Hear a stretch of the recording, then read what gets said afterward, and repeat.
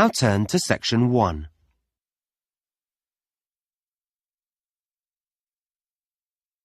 Section 1. You will hear a woman talking on the phone to a furniture company. First, you have some time to look at questions 1 to 5.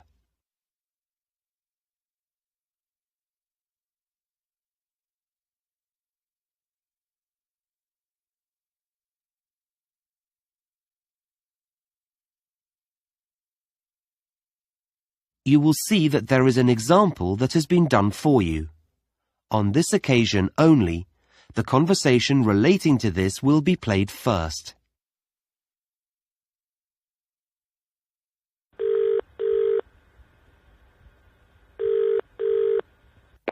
Good afternoon, KT Furniture. Can I help you? Oh, hello. Yes, I'm setting up a new office and I don't have internet access yet, but I'd like to place an order for some furniture. That's fine. You can do it over the phone and I can fill in the form for you this end. Oh, great. Thanks. I just need to take a few customer details first, if that's okay. Yes, fine. What name is it? My name? Yes. Oh, it's Sue Brown. Sue Brown. Thanks. The woman's name is Sue Brown, so Sue Brown has been written in the space. Now we shall begin. You should answer the questions as you listen, because you will not hear the recording a second time. Listen carefully and answer questions 1 to 5.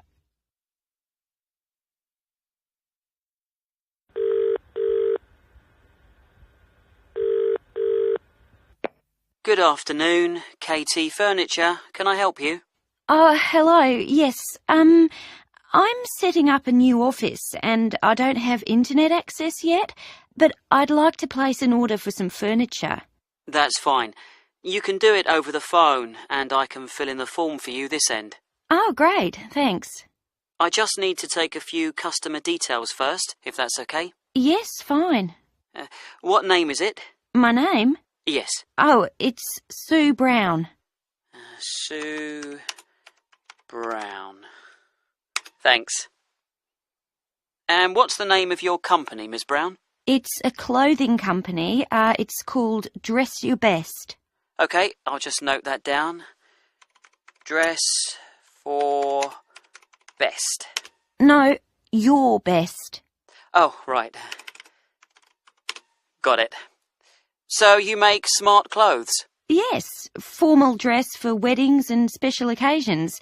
We also repair and alter clothes. I see. And where are you located? What's your postal address? Right, well, we're on Kirby Trading Estate. Kirby. How do you spell that? It's Kirby. Oh, I know that area. It's New Hampton Road, isn't it? Yes, that's right. Number 210 in South Down. Okay. And can I have a contact number for our delivery man? Sure.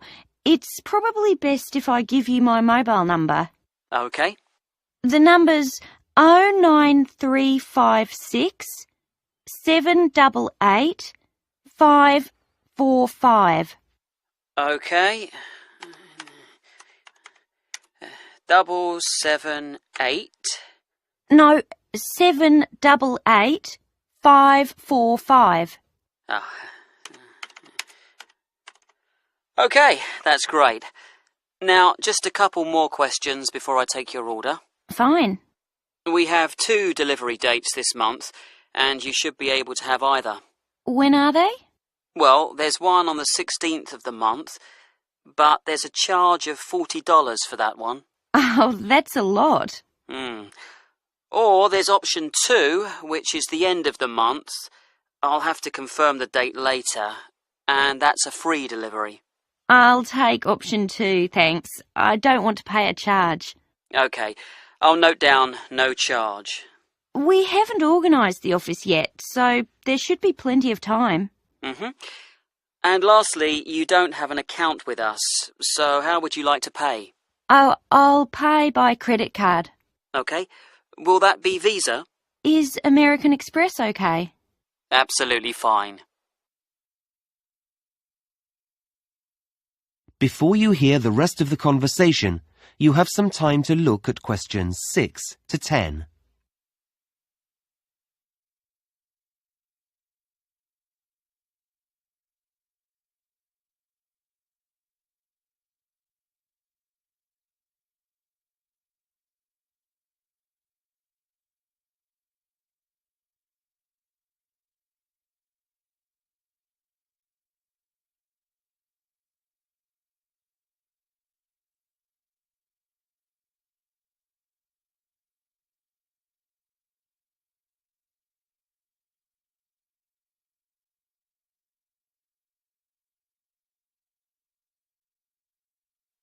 Now listen and answer questions 6 to 10.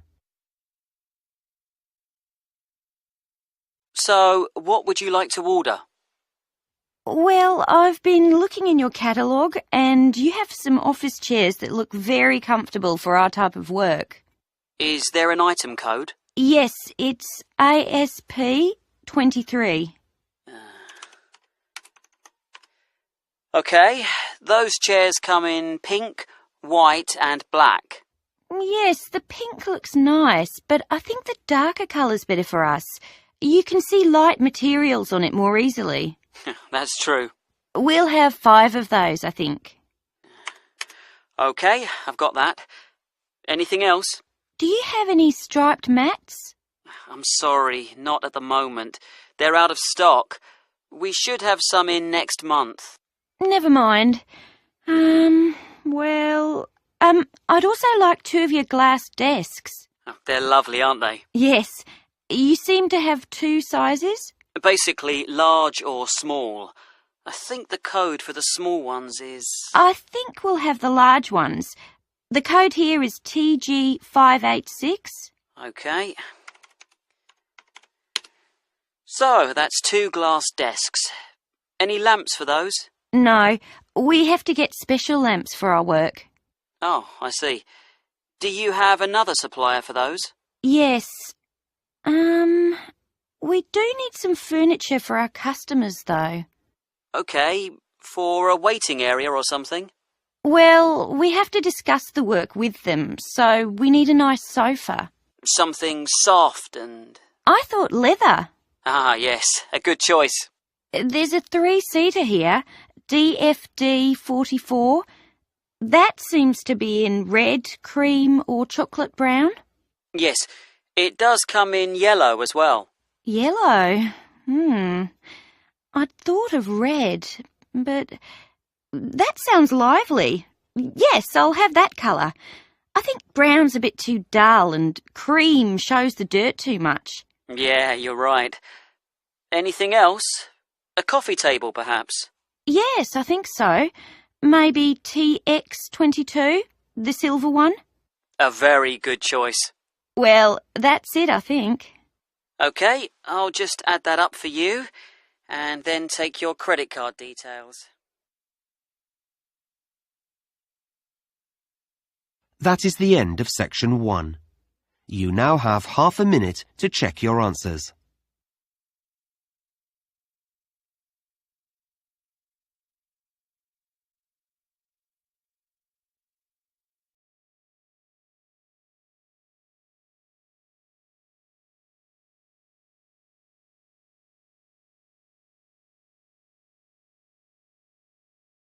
Now turn to section 2. Section 2. In this section, you are going to hear a lecture. Before you listen, please look at questions 11 to 20.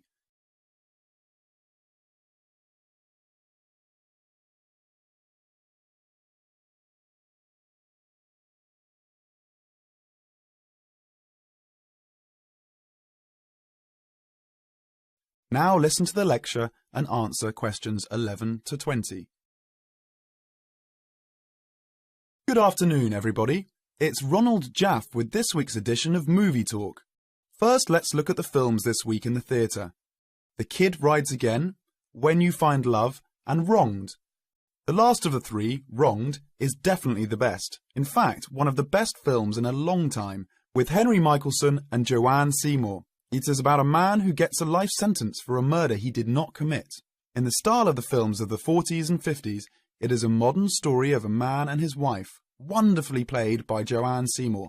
They fight to make people believe Thompson is the wrong man and not the killer. The strength of their love is wonderful, even after Thompson has been in prison for 15 years. Of course, I won't tell you what happens after Thompson's 15th year in prison. That would ruin the story. But if you see no other film, you should see this one.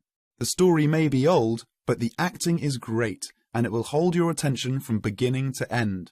Unfortunately, I can't say the same for When You Find Love. Just another silly story about how boy meets girl, boy loses girl, boy gets girl again, and they live happily ever after.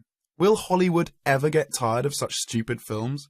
Yet, on a New England college campus, the star of the movie, Tommy Seal, is a freshman. He meets the 2 years older Stephanie Fool, played by Sally Evans. In real life, she must be at least 30, not 20. Well, Billy, our hero, has had a hard time with Stephanie. After all, he is so much younger. But they fall in love in about a minute, as long as it takes to take a picture with a Polaroid. And they are both so happy, in true paradise, until Buck, the star football player, played by Ronco Starr, the only good acting in the film, steals Stephanie away from the poor Billy. He is, after all, a senior and football star, and the rest of the film is about, naturally, how Billy gets Stephanie back, making her remember their love. He shows her that he, not Buck, is the man for her. Well, if you can stand a stupid story and bad acting, then take your 8-year-old child to see When You Find Love. Anyone older will leave the theatre before the movie ends. And finally, The Kid Rides Again, a western about a young cowboy, Kit Barnes, who stops the bad guys, the robbers, the killers, and plain old bullies, and helps the good guys. Kit is fast with a gun and never once in this cowboy. Kit is the cowboy who never stays in one place for a very long time, who leads a lonely but very free life. Nothing new on the storyline, but a good classic-style western with good acting. Peter Sells as Kit catches just the right mood. He's an excellent and natural cowboy. There are beautiful scenes of the open country in the West and enough action to hold your interest. A good cowboy film for those who, like me, always enjoy seeing the Old West. And now, before we go on with the news from Hollywood, a word from our sponsor. That is the end of Section 2. You now have half a minute to check your answers.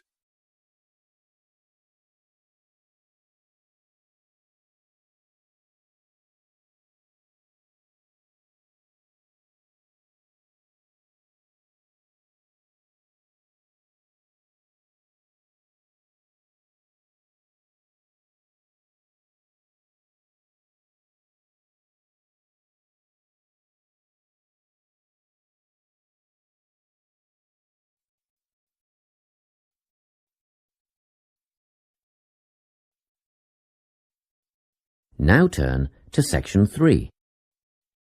Section 3. You will hear a conversation between a research student, Jeremy, and his supervisor. They are talking about the process of having a research project published in a journal.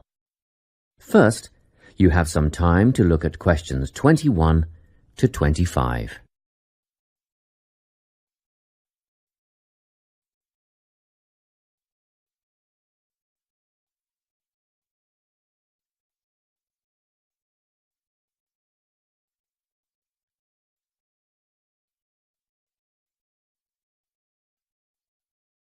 Listen carefully and answer questions 21 to 25.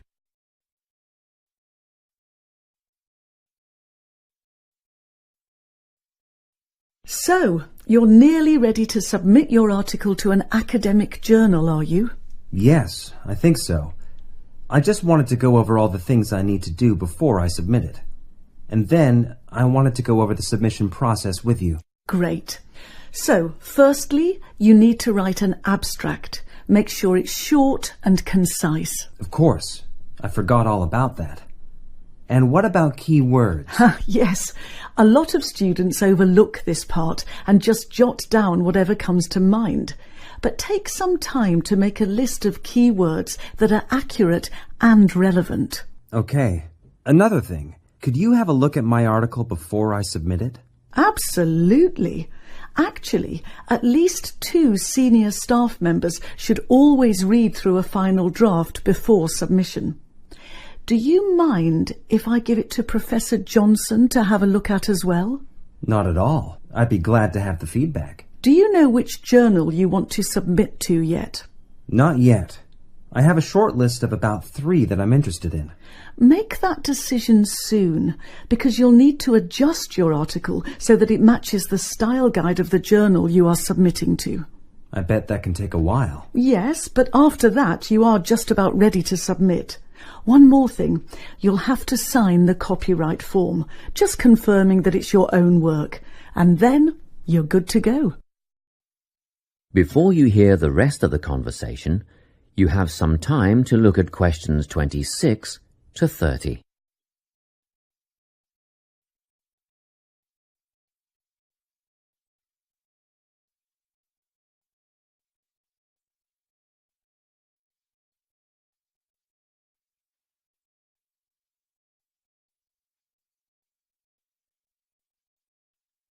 Now listen and answer questions 26 to 30.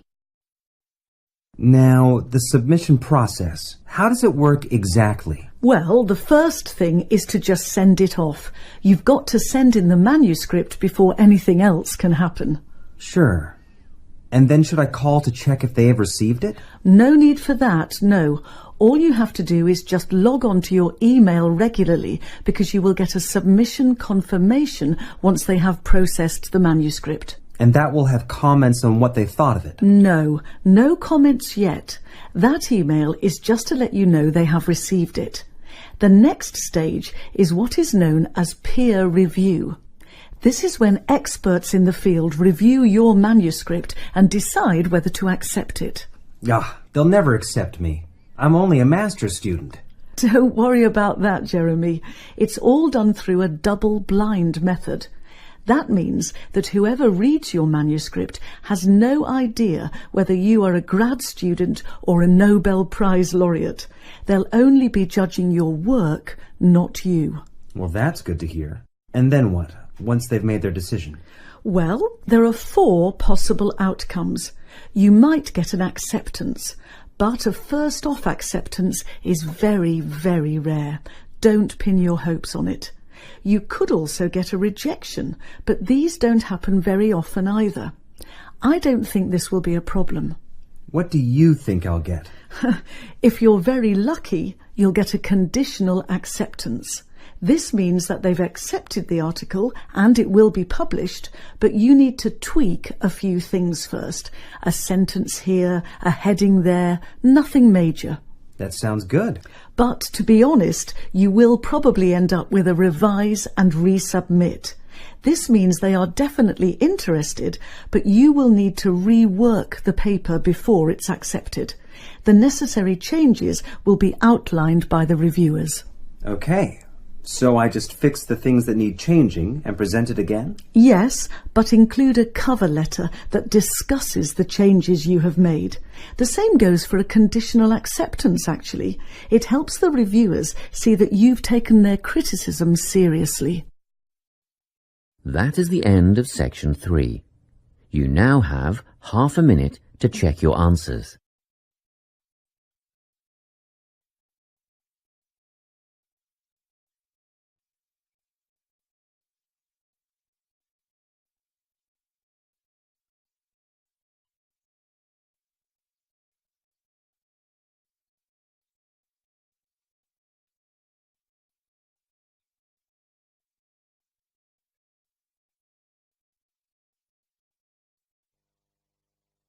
Now turn to section 4 on page 94.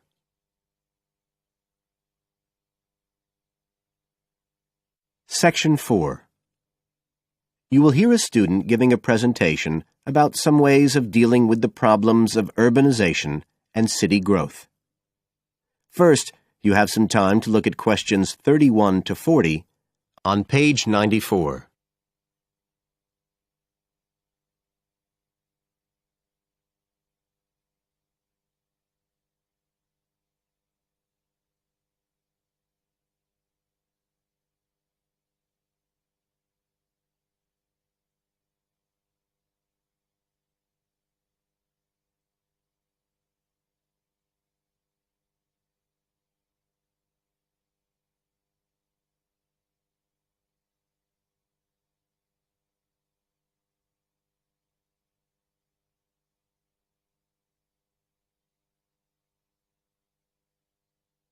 Now listen carefully and answer questions 31 to 40. Well, Adam's just been talking about some of the problems that have resulted from the rapid growth of cities in the last 100 years. Things like housing, sanitation, crime and so on. For my presentation, I'd like to look at some examples of what cities are doing to try to solve some of these problems. As part of its Healthy City program, the World Health Organization, the WHO, has come up with a set of criteria for a healthy city. The WHO says that, amongst other things, a healthy city must provide a clean environment which is also safe. It mustn't be dirty or dangerous for its inhabitants. As well as that, the WHO says a healthy city has got to be able to satisfy its inhabitants' basic needs. That's all its inhabitants, not just the rich ones or the ones with jobs, everyone who lives there. A third criterion, is that it's got to have health services which can be used by all the inhabitants and which they can access easily. The final point's to do with local government. The WHO says this is something that the whole community should be involved in, not just a few powerful politicians or businessmen. So, a healthy city is not just a matter of avoiding illness, that sort of healthiness. It's the way that the whole city works together for the benefit of its population.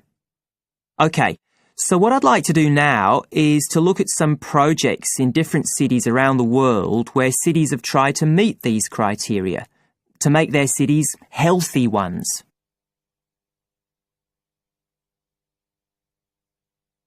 Right. The first project I'm going to discuss took place in Sri Lanka, and this project was called the Community Contract System. Its aim was to improve the places where the poorest section of the population lived, the squatter settlements. Basically, the problem was lack of infrastructure, things like drains, paths, wells for water and so on. So, a program was set in place to construct this infrastructure. But what was different about it was that the residents did this, the people who actually lived there, not people from outside. And this meant that not only did the people end up with improved housing and infrastructure, but also, because they had contracts with the community, it improved their chances from an economic point of view. So that's the way the lives of people in one urban environment were improved. The next project I'd like to discuss took place in the capital city of Mali in West Africa. This project involved setting up a cooperative to try to solve the problems of sanitation in the old central quarters of the city. One of the main problems was a lack of a system for garbage collection, which meant that there were a lot of insects, and this was causing disease. And again, it's interesting to look at who was involved in dealing with this problem. In this case, the cooperative involved students who had graduated from secondary school in getting a system going.